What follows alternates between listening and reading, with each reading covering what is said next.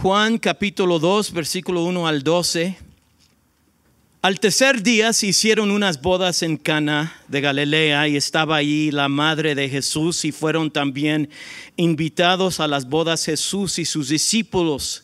Y faltando el vino, la madre de Jesús le dijo: no tienen vino. Jesús le dijo: ¿qué tienes conmigo, mujer? Aún no ha venido mi hora. Su madre dijo a los que servían: haced todo lo que os dijere.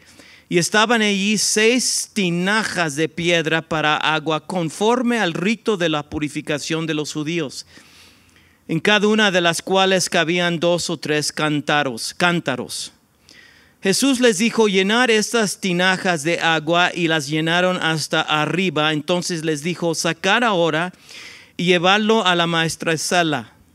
Cuando la maestracela probó el agua hecho vino, sin saber él dónde era, aunque lo sabían los sirvientes que habían sacado el agua, llamó al esposo y le dijo: todo hombre sirve primero el buen vino, y cuando ya han bebido muchos, entonces el inferior, mas tú has reservado el buen vino hasta ahora. Este principio de señales hizo Jesús en Caná de Galilea y manifestó su gloria, y sus discípulos creyeron en él. Después de esto descendieron a Capernaum, él, su madre y sus hermanos y sus discípulos, y estuvieron allí no muchos días. Hay un cuento chino que había un granjero que tenía un caballo viejo, y ese caballo lo utilizaba para sembrar semilla en sus tierras. Pero un día el caballo viejo se escapó y se fue a las montañas, y vinieron los vecinos y le dijeron al granjero: qué mala suerte que se fue tu caballo. Y el granjero dijo: mala suerte, buena suerte, quién sabe. Una semana después llegó el caballo viejo, pero venía con una multitud de caballos salvajes, y bajaron de la montaña y entraron a la valle donde estaba la granja de este granjero. Ay, perdón, me tengo que quedar aquí. Y llegó el caballito viejo, y vinieron los vecinos y le dijeron al granjero: ¡qué buena suerte! Ya regresó tu caballo. Y el granjero, reflexionando, dijo: buena suerte, mala suerte, quién sabe. Unas semanas después de eso, uno de sus hijos quería domar uno de los caballos salvajes y quería montarlo, y el caballo saltó y levantó al aire al muchacho y cayó y se rompió la pierna. Y estaba muy mal. Y vinieron los vecinos y le dijeron al granjero: oye, qué mala suerte que se le rompió la pierna de tu hijo. Bueno, 2 semanas, quiero decirte lo que el granjero siempre decía: mala suerte, buena suerte, quién sabe. 2 semanas después llegaron el ejército del emperador chino, y lo que estaban yendo es a todos los pueblos, y estaban agarrando los jóvenes para meterlos en el ejército del emperador. Y porque el chavo tenía la pierna rota, no lo agarraron, no se lo llevaron. Y vinieron todos los vecinos y dijeron: qué buena suerte. Por el hecho que la pierna de tu hijo estaba rota, no se lo llevaron. Y dijo el granjero: buena suerte, mala suerte, quién sabe. Yo estaba reflexionando sobre ese cuento, y hay un filósofo, teólogo muy reconocido que es pastor de una iglesia en San Luis Potosí, y tiene un dicho que dice: no todo que ves es. No todo que ves es. Hoy en día lo que se falta es discernimiento. especialmente viviendo en unos días donde hay muchas diferentes ofertas y estilos de vida, filosofías de vida. Cuando estaba hablando Emma de que no podemos muchas veces entender cuál es el propósito de nuestras vidas, por qué estoy aquí, qué decisión tomo. Una de las cosas que le falta a los jóvenes es que no saben tomar decisiones, porque no están seguros de que si sus decisiones van a lograr los resultados que quieren. Hay una inseguridad que si tienen la capacidad para enfrentar los días en los cuales estamos viviendo. Juan escribió no tanto para ser leído, pero para ser escuchado. En esos tiempos la mayoría de la gente no leían. Y no había libros como hoy en día, habían rollos y eran muy costosos. Entonces Juan escribía para ser escuchado. Sus obras, su evangelio era como una obra de arte. Y una de las cosas que él hacía era escribir de tal manera para que la gente reflexionaran profundamente y no escuchar superficialmente. Y hoy en día, la manera como nos ha enseñado a vivir, vivimos muy superficialmente. Y no tenemos la capacidad de, en verdad, tener una mirada penetrante que vemos más de lo que está enfrente de nosotros.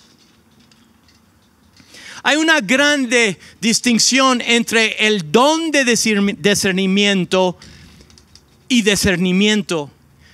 Yo he escuchado a mucha gente y muchas veces lo que están declarando son sus prejuicios, son sus quejas, son sus juicios, son su malconformidad, pero dicen, yo tengo el don del Espíritu. Pero el don del Espíritu es algo muy distinto de lo que yo les quiero enseñar hoy en este día. Yo quiero comenzar a ayudarte a ver más allá de lo que está enfrente de tu nariz. Yo quiero ayudarte a ver en una manera penetrante. Una de las cosas es, para mí, el discernimiento es una disciplina espiritual, no es un don espiritual.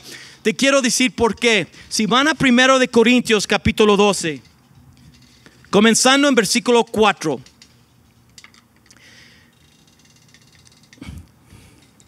El discernimiento de espíritus del cual Pablo habla es un don muy específico.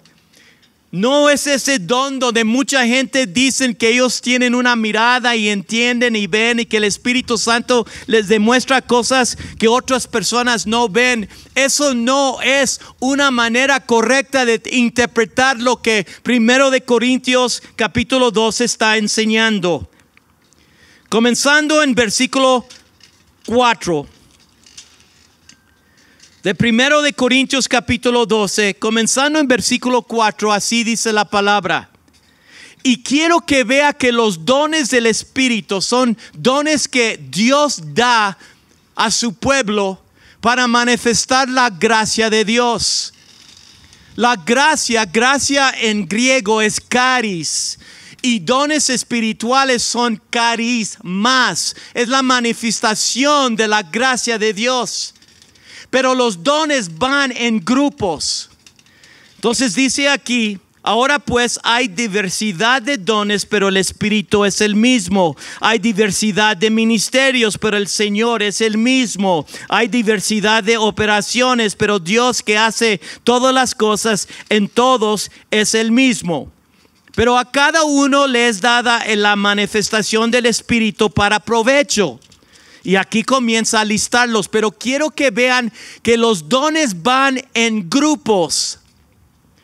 Dice aquí, porque a este es dada el Espíritu, palabra de sabiduría, y a otro palabra de ciencia, según el mismo Espíritu. Donde hay palabra de sabiduría, siempre se va a manifestar una palabra de ciencia. Sabiduría es saber cosas que uno no sabe Y la ciencia, la palabra ciencia es saber qué hacer con esa información. También dice, a otro fe por el mismo Espíritu, a otros dones de sanidad por el mismo Espíritu, a otro hacer milagros. Esos tres van juntos: milagros, sanidades, fe. Ahora aquí es muy interesante. A otro profecía, a otro discernimiento de espíritus. El don del discernimiento de espíritus es para discernir qué tipo de profecía es. Si es una profecía de un espíritu maligno, si es una profecía de una persona que se está moviendo en la carne, o si en verdad es un espíritu, una profecía que viene del espíritu. El don del espíritu, del discernimiento del espíritu, es para discernir palabra profética. Por ejemplo, aquí dice, a otros diversos géneros de lenguas y a otra interpretación de lenguas. Los dones del Espíritu Santo vienen en grupos, como una cosa de uvas. Entonces esas personas que andan diciendo que yo tengo el discernimiento de espíritus, no saben lo que están diciendo. Ese discernimiento de espíritus tiene que discernir cuando hay una palabra profética, especialmente en una iglesia, discernir de dónde viene esa profecía. Y mucha gente no le gusta. Mucha gente, te quiero decir algo. El ambiente cristiano es un ambiente donde la gente quiere, con una falsa espiritualidad, darse poder que ni es bíblico, pero quieren el poder, quieren ser reconocidos. Ahora, yo he meditado mucho sobre esto. ¿Qué es el discernimiento? Cuando una persona tiene discernimiento, de qué está hablando y por qué es tan importante. Primero, el discernimiento para mí comenzó a venir por reflexionar las escrituras. No leerlas así superficialmente. Es reflexionar y comenzar a ver las verdades profundas que hay en la palabra. Y eso cuesta tiempo. Pero comienzas, mire, yo he predicado sobre Juan capítulo 2 de la boda de Caná muchas veces. Pero yo regreso a un texto y reflexiono sobre ese texto y Dios comienza a enseñar cosas profundas. Ahora, para mí discernimiento es un don, es una disciplina espiritual, es la capacidad de ver más profunda de las cosas superficiales y ver patrones. Ver patrones que ayudan a ver las cosas más claras. Esto me ha ayudado en mi ministerio cuando oro con la gente. Cuando estoy aconsejando, cuando estoy haciendo coaching, comienzo a ver profundamente. Hay personas que me tienen miedo porque creen que le estoy viendo adentro de su alma. Pero yo he desarrollado una disciplina de querer ver más allá de lo que una persona me está diciendo, de los cuentos que me quieren contar. Y yo creo que hoy en día es una de las disciplinas más importantes que uno puede tener. Y muchas veces no tenemos discernimiento y tomamos muchas decisiones muy equivocadas. Ahora, la segunda cosa que quiero que sepa de Juan, porque vamos a ver 3 capas en este texto que Juan quiere enseñar, pero uno puede llevarse un mensaje superficialmente. Después hay otra capa más profunda. Y después hay algo tan profundo que el Señor nos quiere enseñar. Un buen comunicador es una persona que tiene la capacidad de entender el contexto del público que le está escuchando y crear un contexto de su contexto para generar una identificación. Es muy importante que yo, cuando estoy predicando, entienda la mentalidad del mexicano.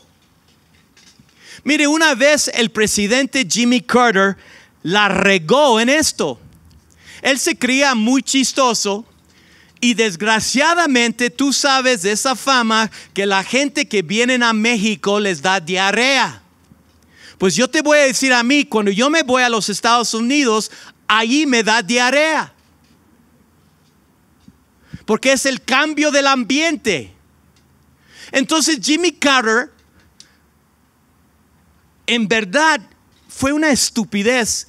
Él creyéndose ser muy gracioso, estaba en una plática con el presidente de México.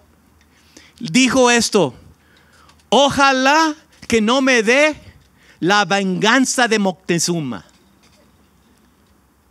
No se lo comieron en los Estados Unidos. Qué tonto. Sin él creyendo que estaba conectándose con el contexto cultural del mexicano, no sabía que estaba insultando al mexicano, diciendo: el que viene aquí, puro chorro. Te voy a decir, un buen comunicador entiende el contexto de la gente del cual a quien le está comunicando, y es una manera de ser un puente. Es una manera de crear una identificación. Ahora, Juan hacía esto. Es una de las cosas más importantes para entender el Evangelio según San Juan. Entender por qué Juan coloca al Señor Jesucristo en muchas de las instituciones y las fiestas de los judíos. ¿Por qué?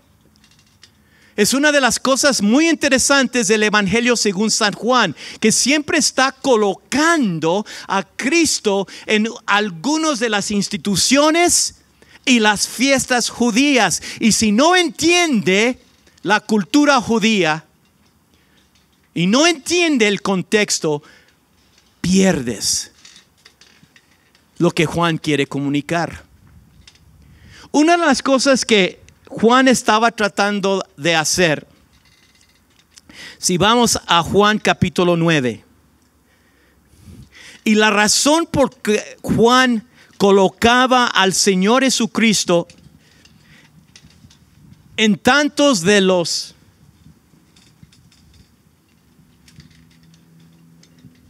las instituciones y las fiestas de los judíos, él quería enseñar que el Señor mejoraba, transformaba, hacía más valioso las instituciones y las fiestas que los judíos practicaban. Porque los judíos que creían en el Señor Jesucristo pagaban un precio muy fuerte socialmente. Cuando yo primero vine a México, ahora los cristianos son mucho más aceptados en México, pero cuando yo vine hace más de 30 y tantos años, una persona que se convertía al cristianismo de una familia católica pagaban un precio muy grande. La familia le daba lo que se llamaba la ley del hielo. Y era feo algunos de los chavos lo que sufrían, porque había esto dicho cuando yo estaba evangelizando. Decía: mire, mis padres son pobres, pero la única cosa que me han dado es mi religión. Entonces había algo muy, muy sagrado, no tanto en la relación con Dios, pero culturalmente, socialmente, la fe católica era muy importante para ellos. Ahora, en Juan capítulo 9 es un relato donde el Señor sana a un ciego. Y el problema es que los fariseos están molestos del milagro y quieren saber por qué fue sanado el hijo. Y ahora están indagando y cuestionando a los papás. Y este es el relato, comenzando en versículo 20. Sus padres respondieron y les dijeron: sabemos que este es nuestro hijo y que nació ciego. Pero como ve ahora, no lo sabemos. O quién le haya abierto los ojos. Nosotros tampoco lo sabemos. Ahora mire qué gachos son los papás. ¿Edad tiene? Pregúntale a él. Él hablará por sí mismo. Entonces diciendo, nosotros no nos queremos meter en esto. ¿Por qué? Versículo 22. Estos dijeron sus padres porque tenían miedo de los judíos, por cuanto los judíos ya habían acordado que si alguno confesase que Jesús era el Mesías, fuera expulsado de la sinagoga. Ahora, eso no es solo ser despedido de la iglesia. Un judío expulsado de la sinagoga es una persona que ya había sido aislado de la sociedad. Si tenía un negocio, la gente ya no iban a comprar allí. Si tenía un oficio, ya no lo iban a dar trabajo. Él, una persona corrido de la sinagoga, ya no iba a poder ganarse la vida. Y estos padres sabían que su bienestar, ser parte de la comunidad, dependía que no los corrieran de la sinagoga. Entonces, ¿qué pasa? El Señor Jesucristo lo que quiere hacer es demostrar a los judíos que todo el judaísmo, todas las fiestas, todas las instituciones que ellos tienen, el Señor cumple y transforma. Ese es el mensaje de la boda de Caná. Ahora te voy a enseñar cómo se maneja esto. Y yo te voy a decir, tantos años leyendo la Biblia y reflexionando sobre textos que he leído, uno comienza a entrenarse a ver más allá de lo que está enfrente de tu nariz. Ya tengo yo una forma de llegar a la vida donde yo no me estoy satisfecho solo escuchando y viendo lo que está delante de mí. Yo voy a cuestionar no solamente las escrituras, pero a ti y los cuentos que ustedes se cuentan, y comienzo a armar patrones que me va a dar claridad. Eso te da mucho poder en la vida para tomar decisiones sabias. Yo creo que hoy en día tu capacidad de discernir es una de las capacidades más importantes que tú puedes tener en la vida. Y hay muy poco discernimiento hoy en día. Y puedes ver porque ves las decisiones tan equivocadas que mucha gente toman. Y en vez de tener discernimiento, toman decisiones viscerales. Se creen los cuentos rápidamente que te cuentan. Y yo creo que eso es un peligro. Ahora, en este cuento de la boda de Caná, siempre se ve en la primera capa. Es así. Nazaret, Caná es como un día de camino al norte de Nazaret. Allí en Juan capítulo 2, versículo 1 y 3, vemos que Juan nos dice que Cristo, su familia y sus discípulos van a una boda. Lo dice allí. Al tercer día se hicieron unas bodas en Caná de Galilea. Estaba allí la madre de Jesús y fueron también invitados a las bodas Jesús y sus discípulos. Entonces viene toda esta banda de gente que siguen a Jesús y su familia. Y hay una crisis social. Siempre se predica de esto. Hay una crisis social. Les falta vino. El Señor tan lindo. Al principio renuega, no dice no, que esto ¿qué tiene que ver conmigo? No es mi hora.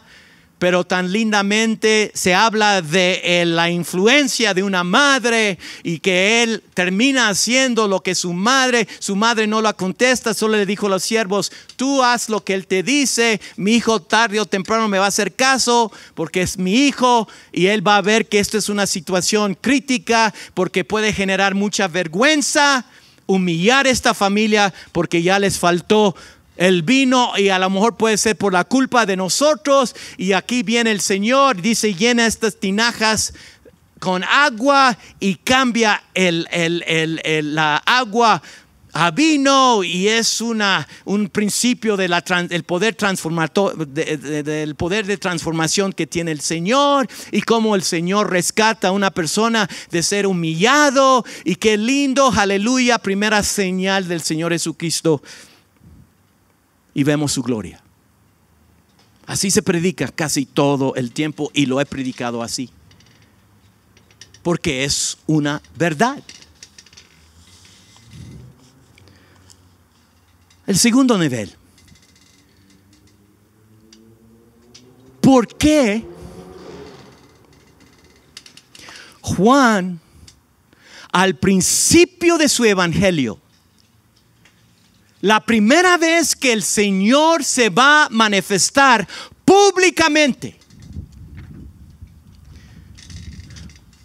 por qué es tan importante para Juan colocar al Señor en una boda?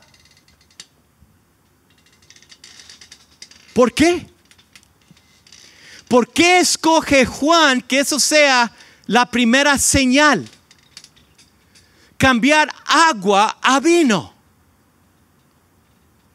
Porque él mismo lo dice en capítulo 20. Hay muchos más milagros que hizo el Señor, pero estas han sido escogidas para que creáis que Él es el Hijo de Dios, y creyendo tendrás vida eterna.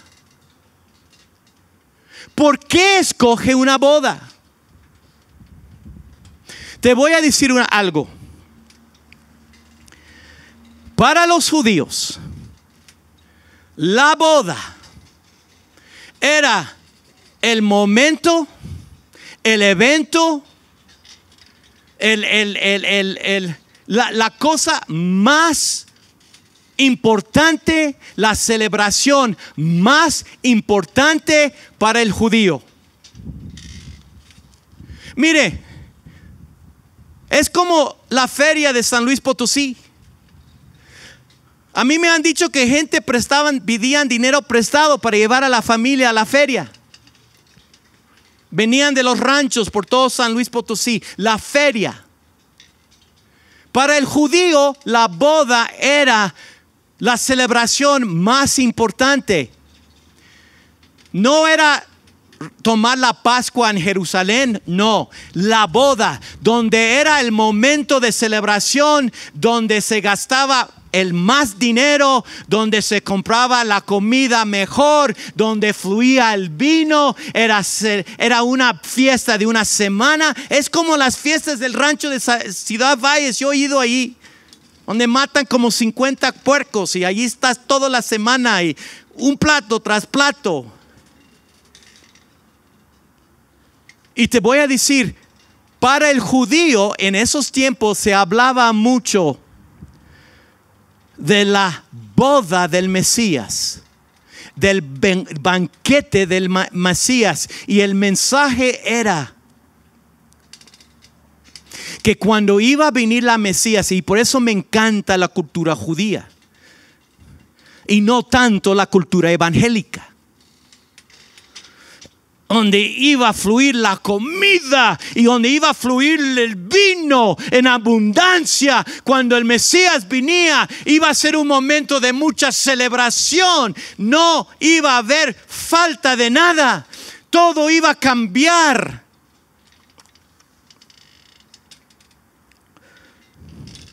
Ahora imagínate cómo proyectaban de una boda, la boda del Mesías. Y aquí, la primera evento donde Juan escribe la presencia del Mesías es en una boda donde va a fluir en abundancia el vino. Era muy simbólico. Acuérdase, Juan se estaba dirigiendo a judíos que pudieran ser rechazados de la sinagoga, a personas que pudieran pagar precio muy grande, muy alta por creer en el Señor Jesucristo. Y fue muy claro en versículo 22. Dijeron los oficiales, si creyeran que Cristo era el Mesías, iban a ser expulsados de la sinagoga. Y que aquí Juan comienza su evangelio con una boda y con la mentalidad que tienen los judíos, que la fiesta iba a ser una de abundancia y de felicidad y de liberación. Y aquí viene el Mesías a una boda y fluye el vino. Pero hay una etapa más profunda. Más profunda. Más penetrante. Porque Juan, cuando él escribía y sabía que la gente estaba escuchando su evangelio, querían que se metieran más profundo. ¿Saben los que van a tener victoria en estos últimos días?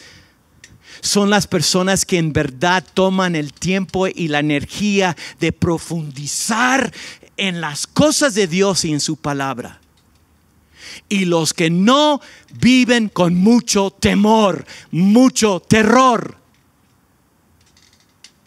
Y las circunstancias de la vida, estamos viviendo en tiempos donde está demandando una mirada más penetrante que lo superficial. Hoy en día la doctrina del cristianismo es que séate cristiano y tu vida va a ser mucho mejor. Vas a tener éxito, vas a tener una vida bendecida. Puede ser. Pero ¿sabe lo que está pasando? Aún las bendiciones de hoy en día no se pueden sostener porque los días están tan mal. Hemos vivido por los últimos 20 años una doctrina que el cristianismo te sostiene por las bendiciones que se encuentran en el cristianismo. Y lo que está pasando, y ese es el shock, que aún esas bendiciones no te trae la paz que uno necesita para sobrevivir en esta vida. Ese es el shock. Ahora, el tercer nivel. Lo vemos ahí en Juan capítulo 2 y lo hemos leído. Y siempre la pregunta es, ¿por qué Juan puso esto en este texto? Es la pregunta, ¿por qué? Y cuando alguien te está hablando, ¿por qué? ¿Por qué crees esto? ¿Por qué te quedas con ese juicio? ¿Por qué traes ese cuento? Yo no te lo creo. Y sabe lo más triste para mí, y conozco muchas personas así, que se creen los cuentos que se cuentan. Y muchas veces esos cuentos no te dan la vida que quisieras tener. Necesitas discernimiento. Necesitas ver mucho más profundo. Necesita ver patrones de las cosas que te llevan a una claridad. Aquí en Juan capítulo 2, versículo 6, estaba allí 6 tinajas de piedra para agua, conforme al rito de la purificación de los judíos, en cada una de las cuales cabían 2 o 3 cántaros. Híjole. Primero lo que uno tiene que ver que son tinajas de piedra. Y que eran tinajas para purificación. Porque nos encanta meternos en el cuento del cambio de agua a vino. Eso es lo que es emocionante. Pero eso no es el punto del texto. Si te quedas allí, pierdes el punto del texto. Eran tinajas de piedra porque no podían ser hechos de barra, ni de lodo, ni de madera, ni de cuero. Porque esos eran elementos sucios. No eran elementos para purificación. Galilea era famoso para crear utensilios para vivir la vida espiritual. Había algo de la piedra que era purificado, que no podía penetrar de acuerdo a la mentalidad del judío, elementos que no eran purificados. Por eso no podían ser hechos de lodo o de barro o de madera.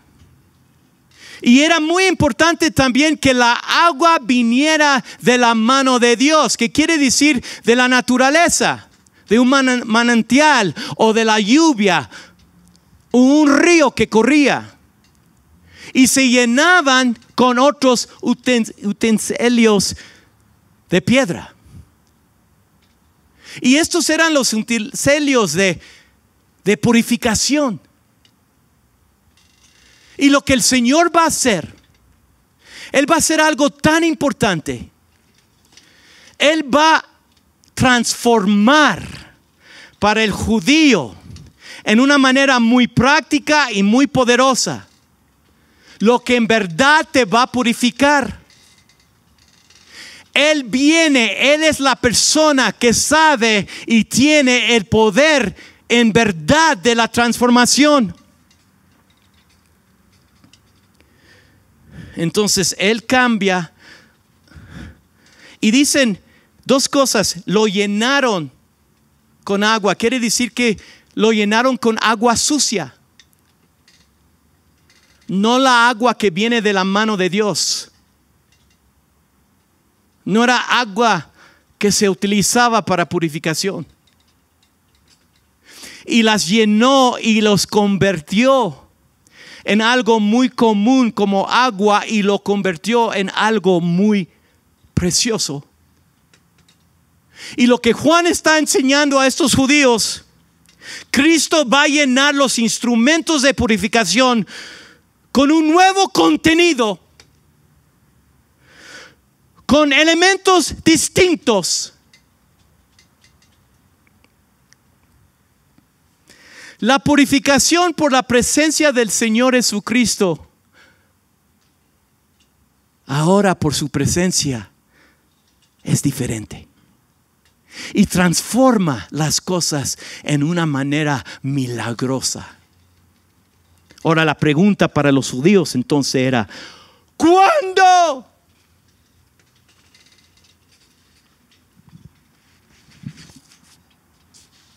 ¿Están aburridos? ¿Cuándo? Y aquí ahora entiendes lo que Jesús dice cuando se soñaba que Él estaba tan grosero con su mamá. Lo dice en versículo 4. Y después de reflexionar me doy cuenta: no. Lo has perdido, John. Él no estaba negando. Él no estaba negando nada. Es Juan enseñándonos un mensaje secreto. Pero tienes que amar a Cristo para poder discernirlo. Si no, no lo vas a entender. Híjole, se me abrieron las ventanas de los cielos. Es que tenemos que discernir, tenemos que ver mucho más de lo que está enfrente de nuestras narices. Por el amor de Dios, iglesia de Cristo. Dice allí en versículo 4, Jesús le dijo: ¿qué tienes conmigo, mujer? Aún no ha venido mi hora. Eso de la hora corre en todo el evangelio de Juan. Porque la hora para Cristo era la hora de su glorificación. Era cuando Él iba a morir en la cruz. Se ve claramente en Juan 17. Está allí, todos los signos están allí, pero no los vas a ver si no ves más profundo de lo que está allí escrito. En Juan capítulo 17 dice esto: mire, lo dice Jesús. Estas cosas habló Jesús. Juan capítulo 17, versículo 1 al 5. Estas cosas habló Jesús y levantando los ojos al cielo dijo: Padre, la hora ha llegado. Glorifique a tu Hijo para que también tu Hijo te glorifique a ti.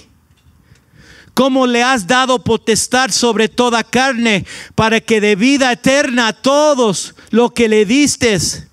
Y esta es la vida eterna, que te conozcan a ti, al único Dios verdadero, y a Jesucristo que has enviado. Yo te he glorificado en la tierra. He acabado la obra que me diste que hiciese. Ahora pues, Padre, glorifícame tú al lado tuya con aquella gloria que tuve contigo antes que el mundo fuese. La hora ha llegado. Y Juan está hablando de la hora. Y Cristo solamente está diciendo: la hora todavía no ha llegado. Necesito tiempo para entrenar a mis discípulos. Quiero decirte algo, acuérdate. Juan nos está enseñando que Cristo viene al evento más importante para el pueblo judío. La institución de la boda. La institución de las aguas purificadas en tinajas hecho de piedra. Pero viene uno que va a transformar todo. Igual, no iba a ser solamente iba a ser agua en vino, pero su sangre. Mire, en Juan capítulo 19, uno comienza a ver cosas que no ha visto. Comenzando en versículo 32, vinieron pues los soldados y quebraron las piernas al primero y asimismo al otro que había sido crucificado con él. Mas cuando llegaron a Jesús, como lo vieron ya muerto, no le quebraron las piernas. Pero uno de los soldados le abrió el costado con una lanza y al instante salió sangre y agua. Juan quiere que nosotros comenzamos a ver profundamente la vida.